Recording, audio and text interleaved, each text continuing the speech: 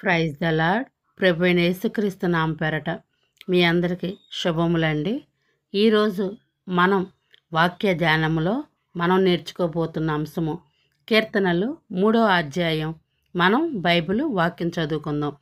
యెహోవా నన్ను బాధించువారు ఎంతో విస్తరించి ఉన్నారు, నా మీద లేచువారు అనేకులు. దేవుని వలన అతనికి రక్షణ ఏమీయూ దొరకదని నన్ను గూర్చి చెప్పుకొనువారు అనేకులు. యెహోవా, నీవే నాకు కేడెముగాను, నీవే నాకు అతిశ్రయస్పదముగాను, నా తల ఎత్తువాడుగాను ఉన్నావు.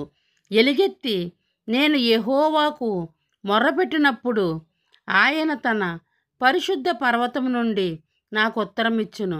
యెహోవా నాకు ఆధారము కావున నేను పండుకొని నిద్రపోయి మేలుకొందును. 10,000 మంది దండెత్తి నా మీదకి వచ్చి మోహరించినను నేను భయపడను. యెహోవా, లెమ్ము, నా దేవా, నన్ను రక్షింపుము. నా శత్రువులందరినీ దవడ ఎముకల మీద కొట్టువాడవు నీవే, దుష్టుడు పొల్లు విరగగొట్టువాడువు నీవే. రక్షణ యెహోవాది, నీ ప్రజల మీదకి నీ ఆశీర్వాదము వచ్చునుగాక. దేవుడు మనకి కీర్తనలో ఏం తెలియచేస్తున్నారంటే, దావీదైతే శత్రువులు తరుముతూ ఉన్నప్పుడు, అయ్యా నీవే నాకు ఆధారము ప్రభువా, నా యొక్క చేతులు ఎత్తువాడివి నీవే, నేను ఎలుగెత్తి ప్రార్థన చేసినప్పుడు నాకు సహాయం చేయవాడువు నీవే నాయనా, నా దిక్కు నీవే అని దావీదు మనం ప్రార్థించినట్లు ఈ యొక్క బైబిల్ వచనాల్లో మనం చూడగలం.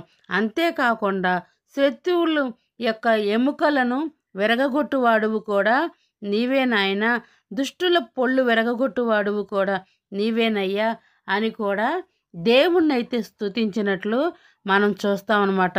నన్ను బాధించేవారు ఎంతో విస్తరించి ఉన్ననను ప్రభువా, నా మీదకు లేచివారు అనేకులైనప్పటికీ వారి అందరి నుంచి రక్షించువాడివి, కాపాడువాడివి నీవేనయ్యా.